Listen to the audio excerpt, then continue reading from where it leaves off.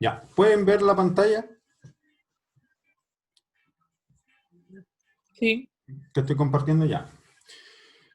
Como hoy día vamos a pasar un poquito de teoría, creo que vamos a estar un buen rato sentados en el computador. Así que les preparé estos pequeños consejos de postura de trabajo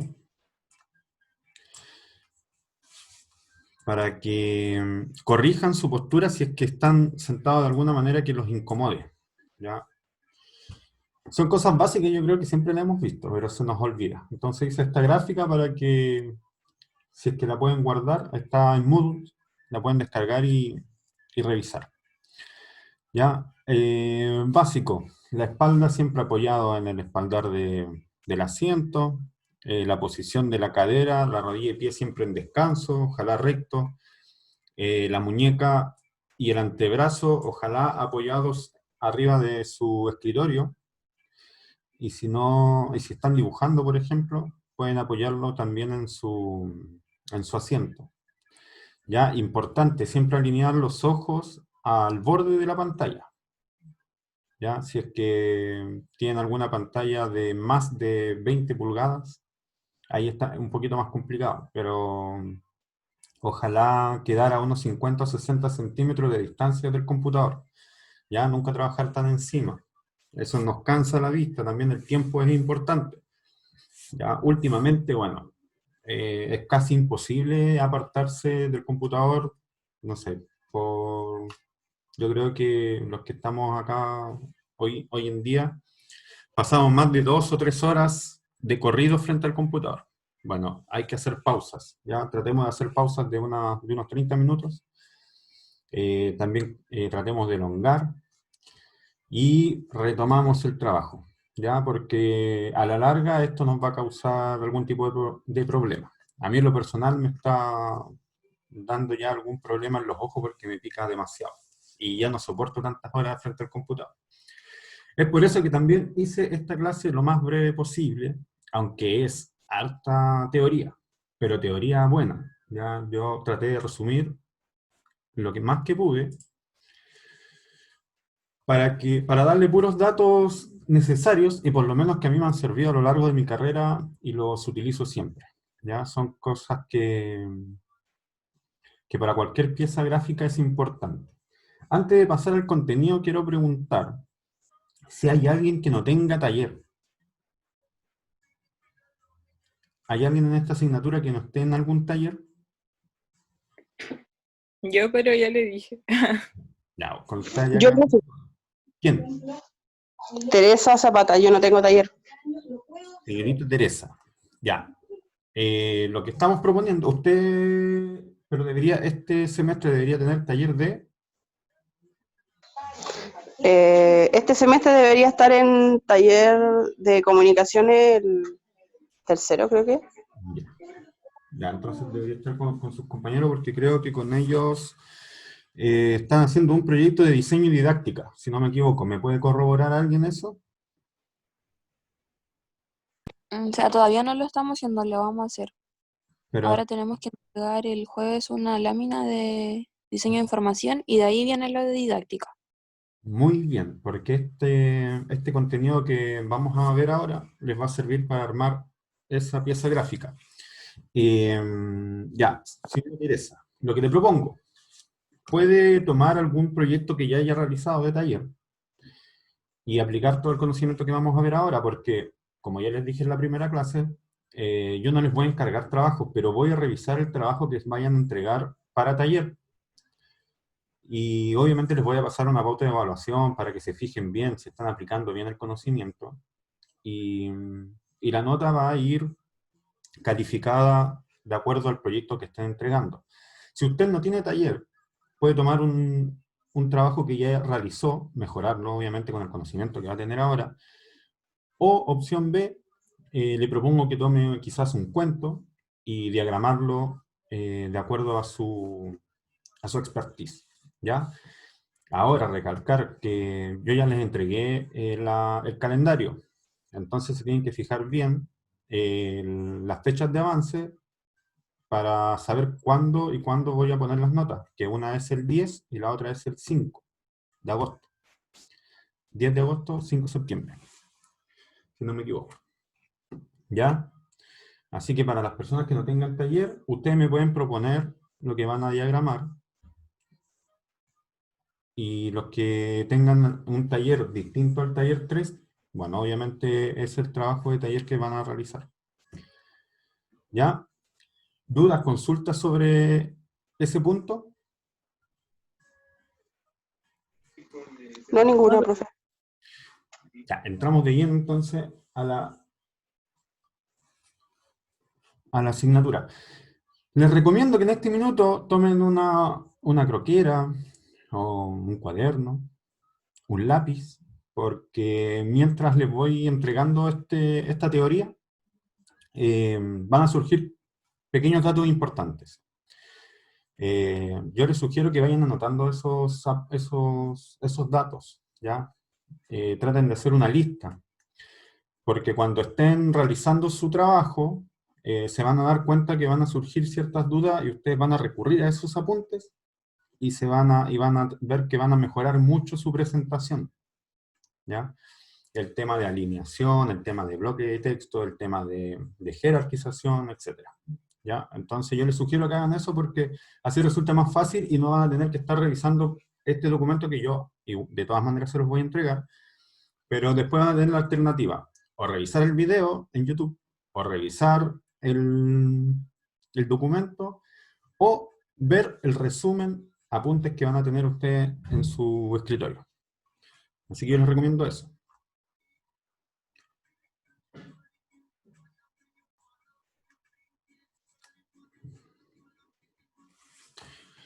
Estoy viendo si estoy grabando. Puse grabar, ¿cierto? Sí. Ya. Comenzamos. Hoy día vamos a ver cómo diagramar una pieza gráfica, ¿ya? Muchas veces nos enfrentamos a... Bueno, en el caso de ustedes van a entregar, van a ser las personas que van a redactar su propio documento.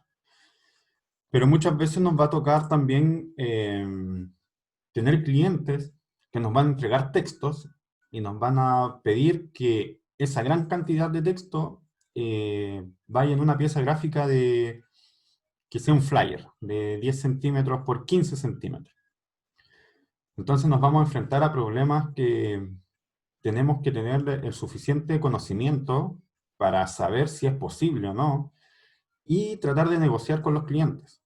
¿Ya? En mi caso, lo que hago yo es siempre hacer 2 o 3 piezas gráficas y presentárselas al cliente. Muchas veces no depende de nosotros el resumir el texto. Y eso es muy importante. Nosotros no podemos muchas veces realizar eso dependiendo también del cliente que sea.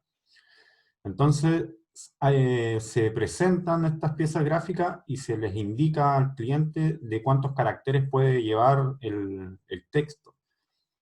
Muchas veces el cliente coopera y resume este texto y muchas veces no es muy cooperador el cliente y a veces uno le dice que no puede ir un texto con un tamaño de 4 puntos, es imposible, no se puede leer, sobre todo si es impreso.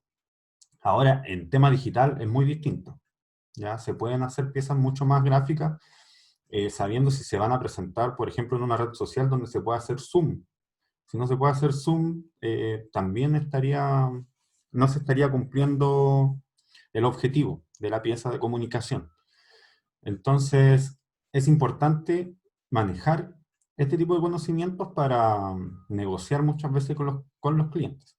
En esta ocasión, el cliente son ustedes. Ustedes van a diseñar para ustedes. El usuario va a ser el profesor, que los va a evaluar, ¿ya? A ellos van a recibir esta pieza y la van a utilizar para ver el contenido de lo que ustedes están proponiendo. Así que el cliente y todas las consultas que vayan apareciendo cuando ustedes estén trabajando, se las tienen que responder ustedes, ¿ya? Ahora, ¿de qué va a depender esta respuesta? Va a ser justamente el contenido que vamos a ver ahora. Entonces, partimos. ¿Qué es la diagramación? Bueno, la diagramación es el texto y la forma profesional de distribuir o organizar los elementos de un mensaje en un espacio destinado, que era justamente lo que les estaba comentando en la introducción. ¿Ya? Y en el tema digital, que también es conocido como maquetación, sobre todo en las piezas o de páginas web, que es la manera de organizar y diseñar todo tipo de contenido escritos y visuales, audiovisuales en medios impresos. ¿Ya? Cuando nosotros diagramamos, no solamente ocupamos texto, también ocupamos ilustraciones, podemos ocupar imágenes, y también podemos ocupar algunos elementos gráficos, vectoriales. Esto ha ido variando a través del tiempo. Entonces, por eso que también el contenido que les voy a presentar yo ahora es lo más actualizado posible. También ustedes tienen que entender que todo va cambiando. Todas las reglas que nosotros conocemos, no sé, en los años 60, 80, en este minuto muchas de esas reglas ya están obsoletas.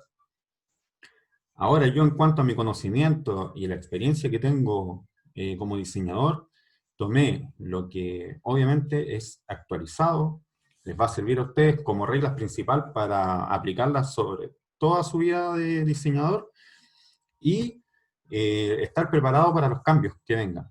¿Ya? Por ejemplo, para que me entiendan, si en este minuto vamos a ver alguna tipografía que sea como regla para ocuparla de manera digital, quizás en 4 años más, ya esa regla va a estar obsoleta porque van a haber pantallas que nos van a permitir tener una mejor lectura, que ya no nos va a cansar la vista, etcétera. Va a mejorar tanto la tecnología que se va a poder utilizar quizás cualquier tipografía, ¿ya? Incluso las que ahora están prohibidas. Ahora están prohibidas, por ejemplo, ocupar para digital las tipografías que tengan serif, porque es mucho más difícil leerla. En las pantallas hay algún tipo de vibración, y ese tipo de vibración, que nosotros no percibimos mucho, el ojo sí se cansa. Y nosotros no queremos cansarnos leyendo en la pantalla. A lo mismo que en nivel impresión. En nivel impresión las reglas no han cambiado mucho. Pero también sí hay reglas donde nos indica que el texto debe ser con serif para que se pueda leer mucho mejor, y también los bloques de texto, por ejemplo, alineados hacia la izquierda. Son detalles que vamos a ir viendo ahora en el contenido. Por ejemplo, aquí anoté las 10 normas básicas para la buena legibilidad de los textos en papel, ¿ya? Y esto, por favor, anótenlo o grábenselo bien, porque si ponen atención ahora, se pierden, y ponen atención después cuando estemos hablando de lo digital, se les va a causar una confusión. Y también es muy importante, al momento de que presenten en taller, especificar las piezas gráficas que están creando, si van a ser para impresión o van a ser para digital, o ambas, ¿ya? Ustedes pueden crear piezas que van a funcionar digitalmente y piezas que van a funcionar de una manera impresa. Pero todo esto tiene que llevar su justificación, sobre todo en la bitácora. En la bitácora es donde ustedes se pueden explayar y justificar todos sus trabajos y sus pensamientos, sus preguntas, consultas. De eso se trata, hacer una bitácora. Bueno, una de las primeras cosas y más importantes es escoger la fuente de uso habitual, conocida con una probada legibilidad. Es decir, si ustedes ya han ocupado, por ejemplo, la tipografía Arial y saben que funciona bien, saben que no tienen problemas de lectura, que no se confunden las letras, bueno, cuando somos diseñadores y tenemos mucho trabajo, vamos a tener nuestras tipografías regalonas que no nos van a fallar, ¿ya? Van a haber algunas que quizás se van a ver bien de manera digital, pero al momento de imprimir, por eso siempre es bueno hacer pruebas de color y pruebas de impresión. Porque al momento de imprimir, puede que cambie algo. Puede que la tipografía no se vea tal cual se ve en la pantalla, ¿ya? Entonces, es por eso que siempre hay que tener cuidado cuando uno innova o está creando algo muy conceptual y necesita una tipografía que exprese ese concepto. Bueno, hay que hacer las pruebas correspondientes. Pero cuando uno trabaja en formatos informativos, sobre todo, ustedes van a tener sus tipografías que van a ser ya más regalonas. Como les digo yo, porque son las que no fallan y son las que siempre están ahí. Sobre todo, todos los programas traen una batería de tipografías. Y son las que ya están probadas y no van a fallar, ¿ya? Pero bueno, sobre todo ustedes en la etapa de estudio y los primeros años de diseñadores, les doy por firmado que van a llenar sus programas con millones de tipografías. Y van a pasar, no sé, media hora, una hora buscando una tipografía que les agrade para realizar la pieza gráfica. Y eso nos va a pasar siempre, sí, nos va a pasar siempre. Además que yo creo que por día están saliendo, no sé, 150 tipografías nuevas, ¿ya? Cuando nosotros terminemos de digitalizar nuestro alfabeto, ahí vamos a tener cuántas tipografías nuevas más. Y es así, diariamente van surgiendo nuevas tipografías, pero las que funcionan son las que han funcionado siempre, y aquí hay algunos nombres. Por ejemplo, está la Franklin Gothic, la Frutger, la Garamond, la Gilsan, la Helvética. La Helvética es como considerada la madre de todas las tipografías modernas, que no los voy a aburrir con toda la historia, pero sobre todo en la época donde se inventó la imprenta, fue como descubrir el fuego de la Helvética, ya, porque ahorraba mucha tinta, ahorraba papel, y eso dio a paso a de que se crearan muchas tipografías con el mismo objetivo. ¿Ya? Otro dato importante es evitar combinar demasiadas tipografías diferentes en un mismo texto, ¿ya? Y esto también es una regla como de oro de la diagramación y de los tipógrafos, o del diseñador, mejor dicho. Cuando ustedes realicen un flyer, un afiche o un texto, por favor, no traten de mezclar más de 3 tipografías, ¿ya? Con 3 tipografías distintas es más que suficiente. Y ojalá sean de la misma familia, ¿ya? Si son muy distintas, bueno, ok, siempre estará la justificación de por qué lo están haciendo, o de por qué son tan distintas, ¿ya? Pero ya con 3 tipografías de una misma familia, ya pueden tener incluso 6 variantes, que eso ya lo vimos en la primera unidad. ¿Qué son las variantes? Cuando una misma tipografía la puedes aplicar en negrita, y la puedes aplicar en cursiva, ahí ya vas teniendo distintos tipos de variantes. Ya, entonces, con 3 tipografías distintas ya puedes tener hasta 9 variantes. Y para que tenga una línea gráfica, ojalá que sean de la misma familia. ¿Ya? Bueno, aquí hay un pequeño ejemplo, ¿cierto?, de las variantes. En tamaño, que acá podemos ver la misma tipografía, pero está empleada con sus variantes y tamaños distintos, para indicar el tamaño, subtítulos y obviamente el bloque de texto, que lo vamos a ir viendo ahora.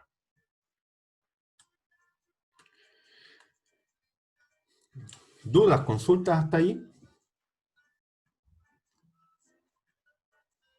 ¿O siguen No, durmiendo? ninguna. Seguimos. Los caracteres con caja alta no son óptimos para bloques de texto, ya que crean formas rectangulares demasiado monótonas entre sí. ¿Ya? Eso es algo súper importante, sobre todo cuando nos mandan a diagramar algún texto, libro, periódico. Siempre es importante realizar, cuando es mucha información, realizar bloques, por ejemplo, en este mismo texto que tengo ahí. Es mucha información, no está acompañado de ningún tipo de ilustración. Entonces, si es muy distinto si yo no aplico color o no aplico separación entre dato y dato. ¿Ya?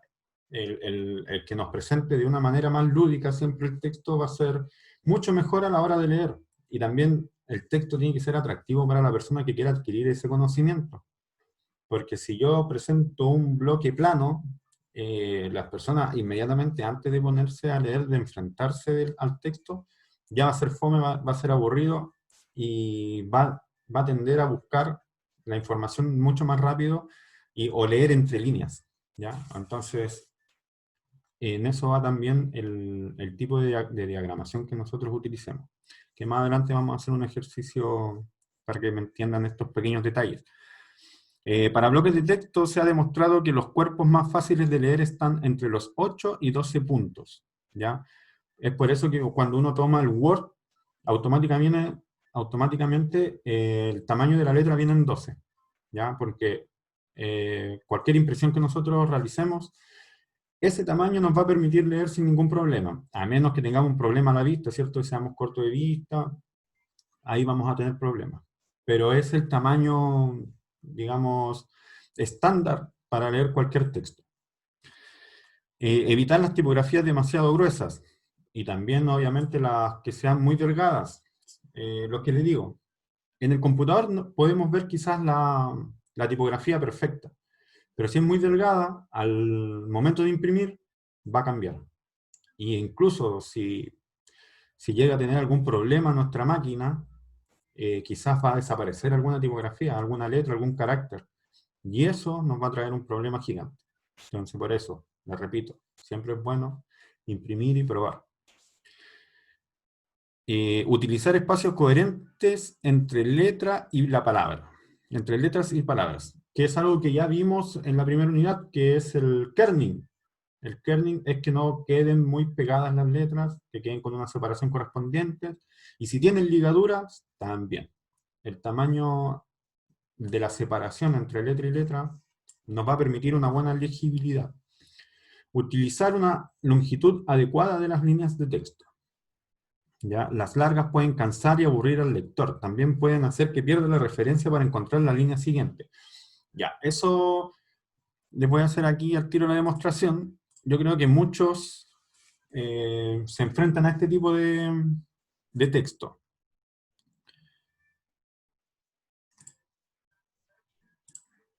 ¿Ya? El texto justificado. ¿Por qué? Porque a muchos diseñadores les parece que queda mucho mejor o con mayor estética presentado de esta manera. Y yo creo que está súper bien, ¿ya? Eso va a depender del diseñador. Claro, yo lo veo, incluso a primera vista, me parece mucho más atractivo que como estaba recién presentado, mucho más ordenado. El orden ya tiene un atractivo por sí solo. Pero ¿qué pasa? Cuando uno lee un bloque de texto tan monótono, uno, cansa la vista, y dos, si se pierde o si separa la vista del texto, al volver a buscar esa línea que estaba leyendo, se va a perder. Entonces es por eso, si es que tenemos este tipo de bloque de texto, ojalá separar y destacar ciertas frases, o dejarlo como yo lo tenía recién, que es sin justificar, alineado obviamente hacia la izquierda, porque de esta manera si yo me pierdo, para mí es mucho más fácil volver a encontrar la línea en la cual estaba leyendo, ¿ya? Y por eso también los libros están hechos con columnas, como está presentado acá este texto, ¿ya? Porque de esta manera se resumen las frases y los textos, los pequeños párrafos, ¿ya? Si separamos en párrafos, y por eso también están separados en capítulos, etc. Es para hacer pausas. Yo creo que nadie, o no es normal que alguien lea un libro de corrido, ¿ya? Uno, porque no va a alcanzar el tiempo y siempre van a haber pausas, aunque sea para comer. Entonces, por eso es importante tratar de tener ese ritmo y esas pausas ya pensadas cuando uno va a diagramar. La alineación a la izquierda es la más óptima para la legibilidad, ¿ya? Es por eso que todo texto, ustedes se van a encontrar, la mayoría de los textos están justificados hacia el lado izquierdo, ¿ya? Cuando son pequeños párrafos y están acompañados, por ejemplo, en un afiche, quizás muchas veces se van a encontrar también, o en una carta de restaurante, justificados al centro. Ya iban a estar alineados al centro porque es poca información y también ayuda a la estética y a la composición de la pieza gráfica. Que eso yo creo que es lo más difícil después de tomar decisiones, ¿ya? Hay muchas maneras de componer, muchas, ¿ya? No hay una fórmula donde uno la aplique y aparezca una sola manera de realizar un texto. Que yo les pase un ejercicio y todos lo hagan igual. No, eso no existe. Todos lo van a realizar de distinta manera porque van a poner ciertos conocimientos que, lo que les decía recién, por ejemplo. En nivel estética, les va a decir que si justifico el texto se va a ver mucho mejor al ojo, el peso visual, etc. Pero ¿qué pasa con la legibilidad? Es mucho texto, ¿se me va a aburrir el lector o no se va a aburrir? Entonces uno va tomando ese tipo de decisiones. Ya, dejo de lado la estética por la funcionalidad. Entonces esa decisión es mía y se va a notar en mi trabajo. Después la persona, el usuario va a ver y va a decir, lo leo súper fácil, pero está horrible la pieza gráfica. Bueno, no va a decir está horrible, pero al ojo quizás no lo va a ver tan atractivo como quizás otra pieza, pero después va a ir a ver la información y no se va a leer muy bien, o no la va a querer leer. Va a decir, oh, muy bonito, pero no va a tomar la información. ¿Y qué queremos muchas veces, o siempre, en nuestras piezas gráficas? Es que el usuario tenga la información que nosotros estamos entregando a través de esa pieza. Bueno, procurar finalizar las líneas de texto de manera rítmica, que no tenga un aspecto ni demasiado homogéneo ni demasiado divergente. Bueno, es lo mismo que hemos estado hablando todo este rato, ¿ya? Es muy distinto que, por ejemplo, que este texto no haya tenido espacio entre bloque y bloque. Que sea pegado, ¿ya? Y al estar así de pegado, ya eso no hace que pierda, o que ya no den menos ganas de leer un bloque tan apretado, ¿ya? Porque es mucho texto. En cambio, si lo separamos como lo teníamos, eso nos da un poquito de aire y también nos dice, oye, no es tanta información y además que son 10 datos. Descartar, enfatizar partes del texto sin que entorpezca la fluidez de la lectura. Ya, por ejemplo, no sé, en esta parte, evitar tipografía demasiado gruesa, yo las quiero destacar. Lo quiero destacar, pero lo destaco demasiado. Aparte de ponerlo en negrita, lo pongo en un tamaño demasiado exagerado. ¿Ya? De esta manera yo interrumpo la lectura y no se va a entender quizá, sobre todo si es la primera vista que tenga del texto, vamos a pensar que este es el título, por ejemplo. ¿Ya? Entonces hay que tener también buen sentido en ese aspecto cuando uno quiera resaltar algún texto. Yo en este caso lo hice con color y con la separación, ¿ya? Y la enumeración. Ya, y aquí también, si acabamos de ver las leyes o los datos óptimos para realizar nuestro texto impreso, bueno, ahora todo va a cambiar porque es para pantalla. Y para pantalla son distintas las reglas, por lo que hablábamos al principio. La pantalla está compuesta de píxeles, tiene una vibración también. Todo cambia si es para celular, para computador o para televisión. ¿Ya? Los que saben un poquito más saben que la televisión, la pantalla se va renovando cada segundo. No es como una imagen fija como la que tenemos en un ordenador. Entonces todo eso hay que tener presente.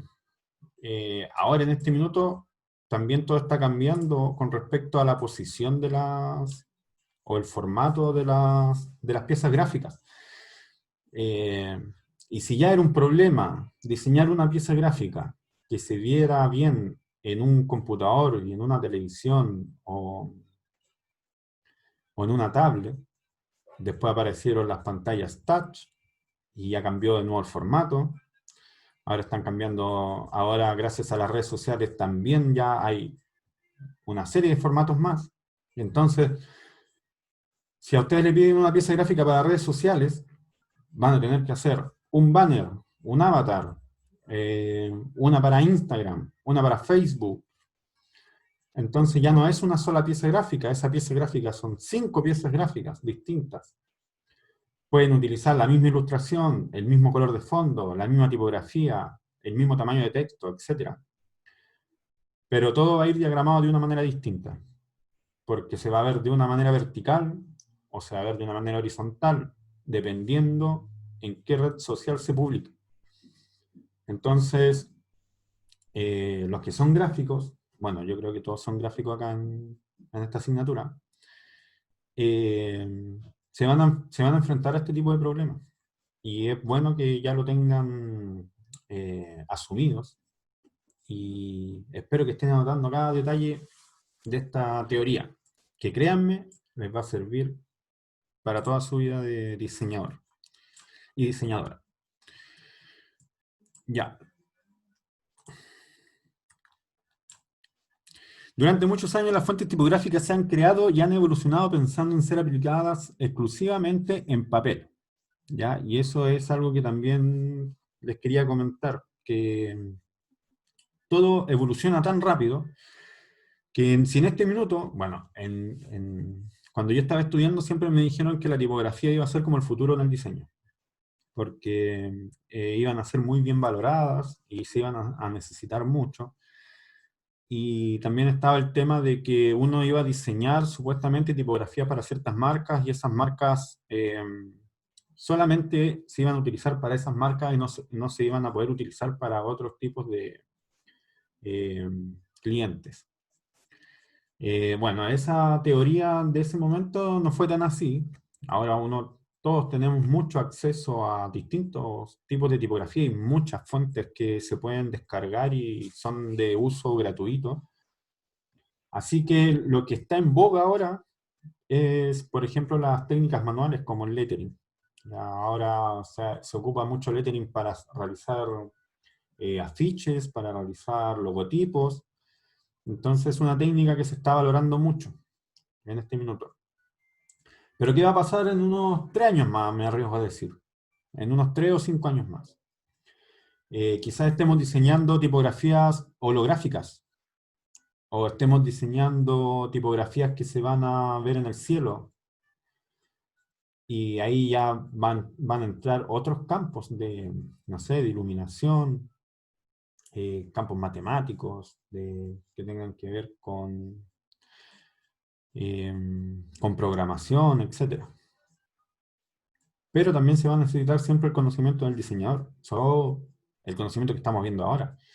Si una tipografía, ustedes después ya saben distinguir de una tipografía que sea legible impresa o legible en una pantalla, obviamente van a tener conocimiento para saber si una tipografía es legible en el cielo proyectada a través de una luz. Entonces por eso es importante que sepan estos conceptos básicos. ¿Ya?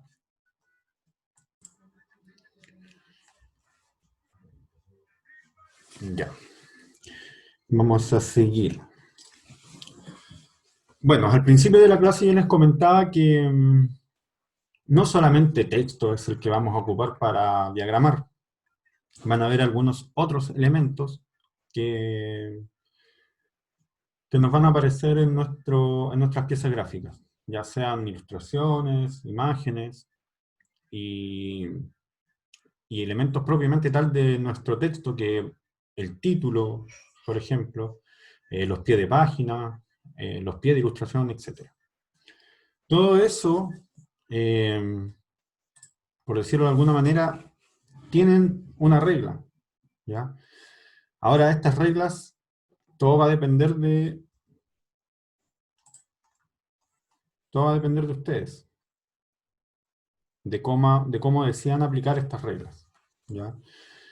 No es que, por ejemplo, que el texto siempre vaya, o sea, perdón, el título siempre vaya arriba, como está puesto mi diagramación fómica, no debe ir ahí como regla, digamos, inquebrantable.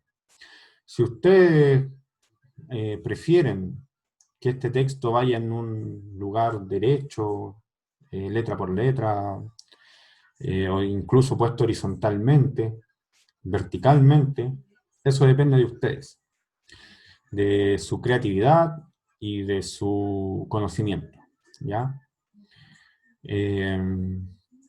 Si el texto quieren que lo lean de abajo hacia arriba, de arriba hacia abajo, aunque todos sabemos que los textos, por lo menos acá en este lado del mundo, se leen de izquierda a derecha. Entonces de eso depende, y eso es lo entretenido también, de tener todo este conocimiento y saber cómo aplicarlo. Todo depende de ustedes. Como les decía, en este trabajo de taller, ustedes siéntanse el cliente. Ustedes están diseñando para ustedes. Porque su yo diseñador está diseñando para su yo estudiante que quiere una nota, ¿cierto? Que quiere una buena nota. Ahora el usuario somos nosotros, porque nosotros vamos a recibir esa pieza gráfica y lo vamos a evaluar. Entonces, si ustedes me presentan su trabajo y yo encuentro todo lo que estoy buscando, van a tener una excelente nota. Ahora, si no está aplicado, yo no veo aplicado el conocimiento, o quizás ustedes pensaron que lo aplicaron, pero no lo justificaron, bueno, ahí van a faltar elementos que no van a permitir una nota óptima, pero bueno, ahí estoy yo, que los voy a ayudar con un criterio de evaluación para que hagan el check y vean qué están aplicando y qué no. Bueno, cuando a ustedes les toque diagramar, siempre se van a encontrar con el área de texto, que este autor lo llama mancha de texto o mancha tipográfica. Nosotros también, yo he escuchado personalmente y lo uso mucho, es el bloque de texto. Pero es el mismo concepto. Los márgenes. Todo, yo creo que desde pequeños que cuando aprendemos a escribir sabemos lo que es un margen.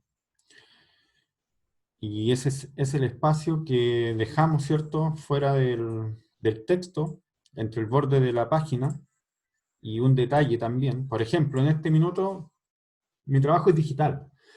Así que si tiene este borde, este margen, bueno, no va a tener ningún problema en usted cuando lo descargue y lo quiera ver en su computador. No se va a perder el texto, ¿cierto? Va a poder agrandar la pantalla, lo que quiera, y el texto no va a perder legibilidad. Pero ¿qué pasa si usted este texto o esta hoja la quiere imprimir? Y esa impresión la va a anillar. Cuando anille, el anillado quizás va a llegar hasta ahí. ¿Y qué va a pasar? Va a desaparecer todo ese texto. Y no sé si a alguien, pero a muchas personas en la vida le ha pasado ese detalle. Entonces después va a hojear y se va a encontrar que las perforaciones se llevaron un par de caracteres y quedó ilegible su texto. Entonces ese tipo de detalles, cuando uno diagrama, lo tiene que tener en cuenta. Por eso muchas veces cuando hacemos alguna pieza como un díptico, por ejemplo, se suele hacer una maqueta antes. Ya uno toma un papel, lo dobla como un tríptico y anota portada, anota dónde va, si va a ser una pieza, por ejemplo, anillada también, dónde va el anillado, cuántos centímetros se va a comer ese anillado. Entonces ver todos esos detalles para saber cuál va a ser nuestro tamaño a diagramar, ¿ya? Que si es en un A4, bueno, no es el A4 completo donde vamos a poner nuestro texto, va a ser una parte de este A4 o de este tamaño carta. ¿Ya? Entonces es bueno considerar eso sí o sí. Las columnas, bueno, este texto no está en columna, pero sí el que vimos recién, ¿cierto? El que estábamos viendo acá. Acá en este texto por lo menos podemos apreciar dos columnas. ¿Ya? El número de la página o el folio, que aparece siempre, yo por lo menos lo pongo en el número de página fuera de los márgenes, ¿ya? Esto para evitar cualquier tipo de, a la hora de componer, si lo pongo dentro, quizás cuando esté diagramando, me va a aparecer alguna ilustración o quizás algún texto que va a quedar encima de este número. Entonces eso es lo que no me conviene y tendría que modificar todo el libro. Imagínense, vamos en la página, no sé, 525 y son 600 páginas que estamos diagramando. Y me ocurre esto. Bueno, ahí yo tendría que tomar la decisión. O cambio todos los folios, que muchas veces hay programas que lo hacen automáticamente. O cambio mi layout. Y el layout es algo súper importante que también lo vamos a ver un poquito más adelante. Entonces es por eso que yo un pequeño detalle, bueno, que también va anotado acá en este documento, que es poner el número de folios fuera de los márgenes. ¿Ya? La línea de pie de página, que también va fuera, que en este caso sería esta. El pie de foto de ilustración, que también es muy importante, siempre cuando pongan una ilustración, ya sea una foto, una imagen, una ilustración, o hasta un gráfico, puede ser, una torta gráfica. Es importante describir de qué se trata, qué están mostrando ustedes ahí, ¿ya? Muchas veces también este pequeño detalle va en cursiva y va en un tamaño inferior al texto que están trabajando, ¿ya? Para que hagan la diferenciación.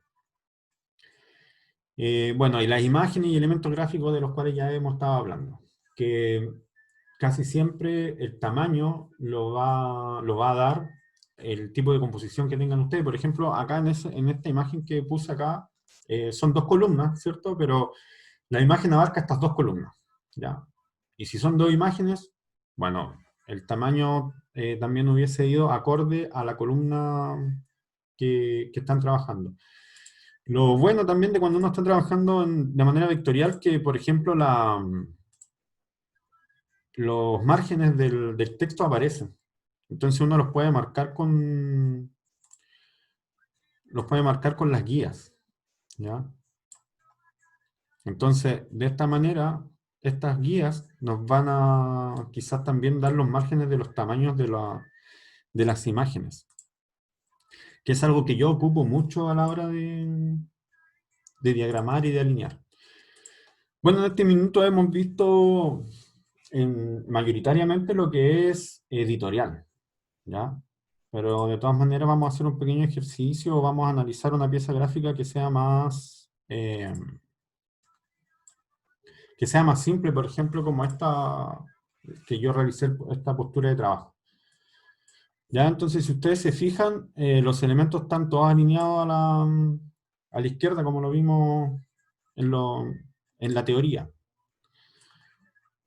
En este sentido también, ¿ya? Entonces son pequeños detalles que nos ayudan a mejorar nuestra pieza gráfica. Por ejemplo, el tamaño de los logotipos. También el tamaño de los logotipos no lo hice arbitrariamente, sino que me basé en el tamaño del título que yo había puesto acá, que inicialmente había puesto acá. Ustedes siempre van a empezar quizás por alguna referencia que no tenga referencia, quiero decir. Entonces, por ejemplo, yo partí por el título y solamente me enfoqué en el tamaño de la ilustración. Fue lo primero que puse, fue la ilustración. Después puse el título, y este mismo peso es el que me da, por ejemplo, me dio el margen para alinear todos los otros elementos. Y al último, los logos fue lo último que puse, también me dio el tamaño que iban a llevar los logos. El tema de alineación es muy importante.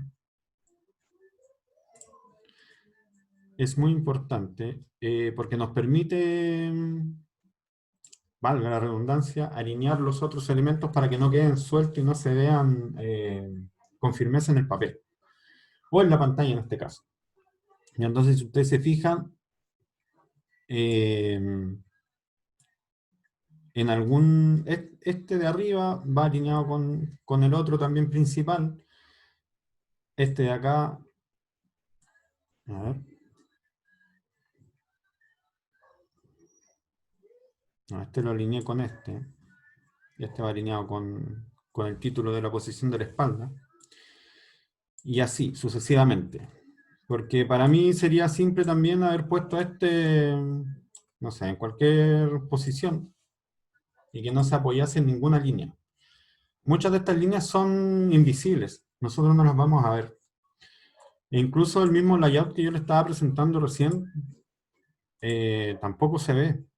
Si usted, ahora yo se lo estoy presentando en el programa y van a ver que tengo muchas guías. Tengo varias guías. Pero al momento de que nosotros exportemos o lo mostremos en el PDF, estas líneas desaparecen, no están. Y yo creo que les va a pasar lo mismo en un sinfín de programas. A ver, no sé si les ven, si pueden ver la pantalla sin guías. Ya. Hasta aquí, preguntas, consultas sobre lo que estamos viendo.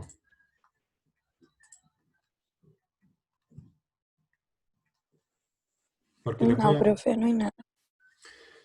les voy a mostrar algo que también les va a servir mucho.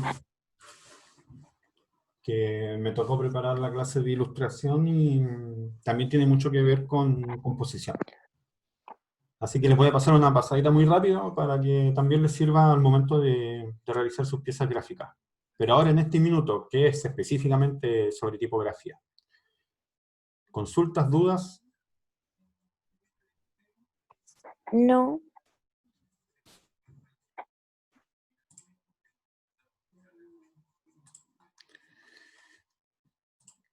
Ya, rápidamente. Si ustedes se fijan, también vamos a ver la diagramación. O sea, no es diagramación, layout. ¿Qué significa el layout? El layout básicamente es el diseño que nosotros vamos a realizar. Esto también tiene mucho que ver con editorial, ya sea revistas, libros, diarios, etc. Pero también es aplicable a las piezas gráficas que, por ejemplo, hablábamos recién. Cuando tenemos que diseñar una pieza gráfica, pero se tiene que realizar, se tiene que utilizar en distintos medios. Por ejemplo, si ustedes van a crear una pieza y esta pieza la van a realizar en un stand, en el stand van a llevar mínimo un pendón, un afiche y dípticos para las personas que están interesadas en su producto. Entonces todo esto tiene que llevar un layout para que tenga una coincidencia y una línea gráfica, ¿ya?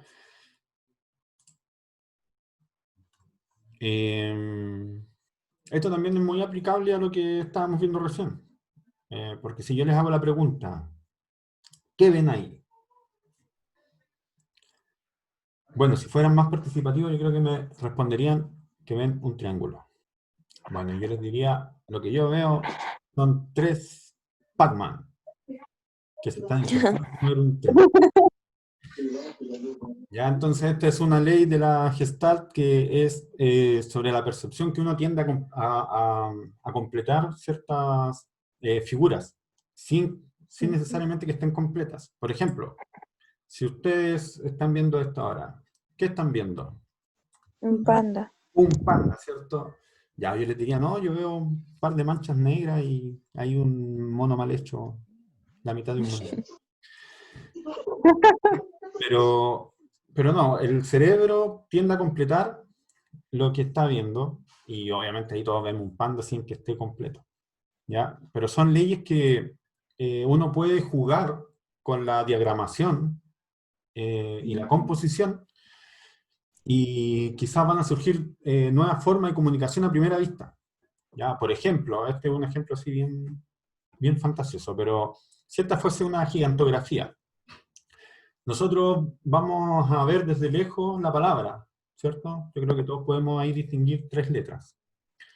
Pero si nos acercamos, finalmente estos son puntos sueltos que están unos más juntos que otros, y eso nos permite ver un todo, ¿ya? Y por eso también que la Gestalt, su frase, digamos, de oro es que la suma de sus partes es más que el todo. O sea, siempre uno puede ver, no sé, hay puntos azules, puntos morados y puntos celestes, pero en conjunto es algo más que eso. Y en este caso, el conjunto de estos puntos es una palabra. Acá también. Yo creo que todos leemos time, ¿cierto? Pero la I fue reemplazada por un elemento gráfico que son los minuteros, ¿cierto? Segunderos de un reloj. Y se trabaja conceptualmente una palabra, ¿ya? Son elementos que nosotros podemos deformar de alguna manera, pero sigue siendo el mismo, no pierde comunicación, ¿ya? ¿No? E incluso le da mucho, la enriquece de alguna manera, la hace más atractiva. ¿Ya? Lo mismo acá, la ley de la similitud. Por ejemplo, si yo les digo aquí, ¿qué ven? Si ven las manzanas en filas o las ven en columnas. Yo creo que todos me van a decir que la ven en filas, porque, claro, están todas las manzanitas enteras en fila, y las cortadas también. Entonces es imposible verlas en columnas, pero siguen siendo manzanas. Entonces también, si yo les pregunto de qué manera ven las manzanas, me deberían responder en columnas y en filas. Pero como la similitud es distinta, se tiende a ver de una manera. Bueno, aquí otros ejemplos, y esto también yo, si quieren, se los puedo compartir, que también yo sé que les va a servir mucho a la hora de componer. ¿Ya? Y esto es un ejemplo muy, muy importante. Yo creo que todos los diseñadores, o por lo menos cuando estamos estudiando, nos cuesta mucho dimensionar o aplicar este principio, que es el peso visual. Y se van a acostumbrar mucho después cuando estén trabajando y estén realizando piezas gráficas o quieran analizar otra distinta, se van a fijar en esto, en el peso visual, que los elementos estén de una manera estable o de una manera equilibrada, ¿ya? Hay distintos métodos para componer. Todos tenemos nuestros propios métodos y nuestros propios estilos, ¿ya?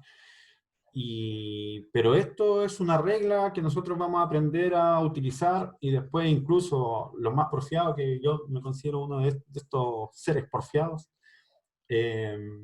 tienden a después aplicar este conocimiento y hace que nuestras composiciones mejoren mucho, ¿ya? Entonces, este ejemplo que está acá es muy bueno, porque está la pieza gráfica y abajo se pone como un círculo, ¿cierto? Como una bolita. Y los elementos que están dentro se tienen que poner de alguna manera para que este formato no se nos caiga, ni hacia el lado derecho ni hacia el lado izquierdo. Bueno, acá estamos trabajando con un formato horizontal. Entonces lo que nos muestra es que si nosotros ponemos de alguna manera los elementos, el cuadro de abajo muestra que se va a caer, ¿ya? Si cargamos todos nuestros elementos a un lugar, y sobre todo si tienen un alto contraste, o sea, que el fondo y el color de fondo y el color de la figura tengan un alto contraste, mucho más peso va a haber, ¿ya? Entonces, hay que siempre buscar el equilibrio, y el peso visual va a estar, bueno, en la otra lámina está explicado, el peso visual va a estar determinado muchas veces por el tamaño, por la forma, por el color, por el contraste con el fondo, y cómo se recorte esta figura con el formato, o si hay alguna otra figura que la recorte por encima. ¿Ya? Esos son los pesos que van a tener nuestros elementos dentro de la composición. Y lo otro también muy importante que nos puede jugar en contra, nos puede jugar a favor también, es el recorrido que uno tiende culturalmente a realizar una pieza. Si ustedes se fijan, siempre una pieza gráfica, la mayoría de las veces la vamos a comenzar a realizar por el lado superior izquierdo de nuestra pieza gráfica. Y vamos a hacer el recorrido hacia la derecha, vamos a bajar verticalmente y vamos a recorrer la última línea de abajo. Ese es nuestro recorrido, digamos, como principal, que está comprobado y que es así. A no ser que nosotros tengamos otro tipo de piezas gráficas, que ya sea como una fotografía, en donde no haya muchos elementos, y podamos realizar nuestro recorrido visual mucho más rápido, que también vamos a comenzar acá arriba, pero vamos a bajar rápidamente hacia la otra esquina, ¿ya? Porque los elementos, por ejemplo, en las piezas gráficas que hay abajo, hay dos gigantes elementos, que es la cara o el cuerpo de la silueta de la modelo, y abajo están la marca o el producto. Entonces estos dos grandes elementos nos llevan rápidamente de tener la vista acá arriba y nos llevan acá abajo rápidamente sin perder tiempo en revisar algún otro elemento porque no lo hay, y si lo hay, lo vamos a percibir mucho más adelante después de hacer este recorrido, porque ya nos vamos a entretener o vamos a querer buscar alguna otra información dentro. ¿Ya? Y es por eso también que a veces, por ejemplo, acá les voy a poner el ejemplo de este texto que es casi ilegible. Igual el contraste nos permite leer de alguna manera, pero lo que quiere que nosotros veamos, o sobre todo, por lo menos si yo lo voy a ver, quizás yo voy a ver modelo A Pantene, adiós. Pero ¿qué va a pasar con la usuaria, la persona que sí le interesa ese producto? Porque va a ver el pelo y va a decir, oh, yo quiero ese pelo. Va a tender a leer el texto sí o sí. Entonces, ahí ya digamos, el diseñador o la marca está enfocado en un público objetivo que no le interesa, no sé, las personas que no están interesadas o que se cuidan menos el cabello, sino que les interesa las personas que sí les interesa el cabello. Entonces, ¿qué es lo que más muestran? Bueno, el pelo de la modelo, ¿cierto? Que está muy bien iluminado, etc. Entonces, esas son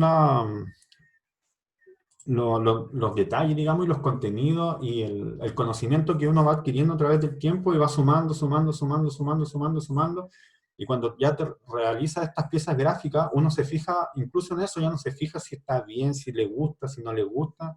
Son cosas que de nuestro vocabulario ya deja de existir el bonito y el feo, eso ya no existe, como diseñadores no se ocupa, para mí es como un pecado ocupar el bonito y el feo.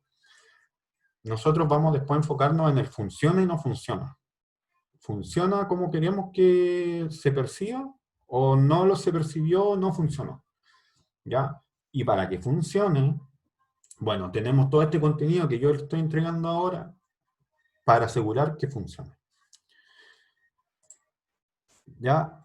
Y algo también muy importante, que gracias a esto es que mejora un 50% nuestras composiciones, es la regla de los tercios, que es, no sé si alguien ha hecho aquí algún curso o algún taller de artes plásticas.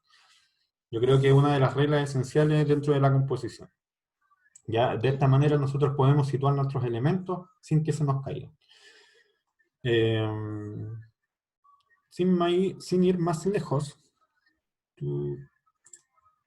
por ejemplo, en esta simple pieza gráfica, le voy a hacer la comprobación y voy a hacer no sé si alguien ocupó Instagram cuando recién estaba comenzando, y si alguien lo recuerda, pero cuando salió Instagram, venía con esta malla en la cámara. Si ustedes prendían la cámara y iban a sacar una foto, estaba esta malla, estas líneas. No sé si todavía existe dentro de Instagram. Pero esto nos permitía tomar de mejor manera la foto, porque estos puntos, o las intersecciones que hay, nos atraen o nos llevan los puntos de interés. Entonces, por eso que también tomó mucha fuerza Instagram, porque todos empezaron a fotografiar de una manera mucho mejor, y quizás no lo sabían en ese momento, pero es gracias a la regla de los 3 tercios.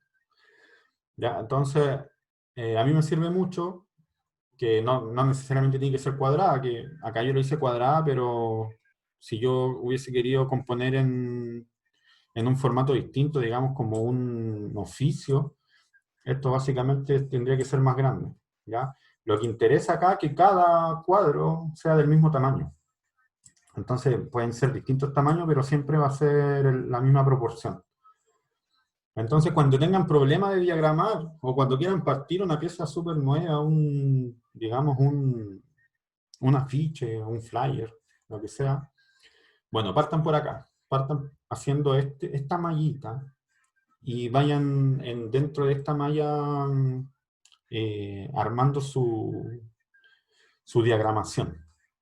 Ya, incluso ustedes pueden ir agregando más,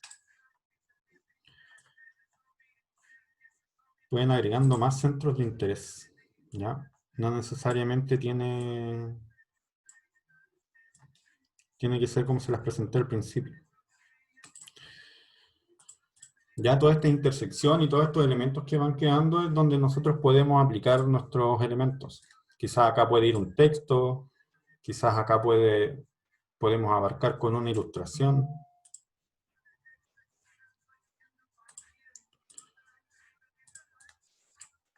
Entonces este formato nos va a permitir de alguna u otra manera componer, ¿ya?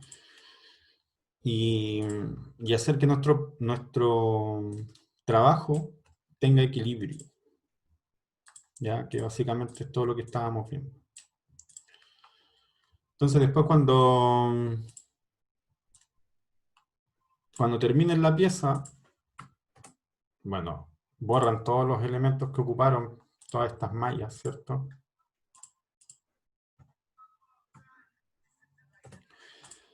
Y se les va a ver de una manera equilibrada su trabajo, ¿ya? Y como les digo, este puede ser un texto, quizás, este puede ser una ilustración, y si ustedes se fijan acá, yo me puedo dar cuenta que no está alineado y quizás lo puedo alinear. ¿Ya? Entonces eso también me va a dar una mejor composición. Por ejemplo, puedo comprobar también si este está alineado con el de abajo, y como no está alineado, bueno, lo puedo correr. Y ya alinear los elementos ya me va a dar una mejor composición.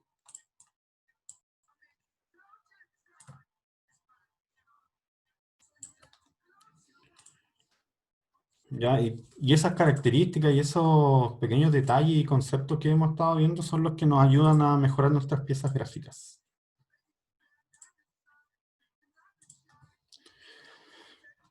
Ya. Eso, chiquillos, por hoy día. Consultas, dudas, reclamos, descargos.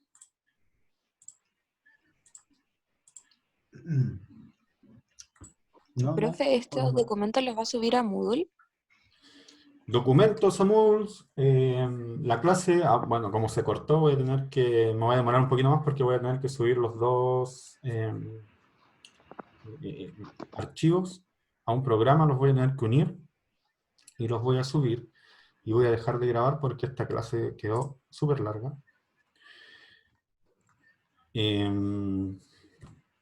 Lo voy a subir los documentos, voy a subir a Moodle, yo creo que en un par de horas lo pueden revisar, y el YouTube yo creo que me va a demorar un poquito más, pero también va a estar durante el día.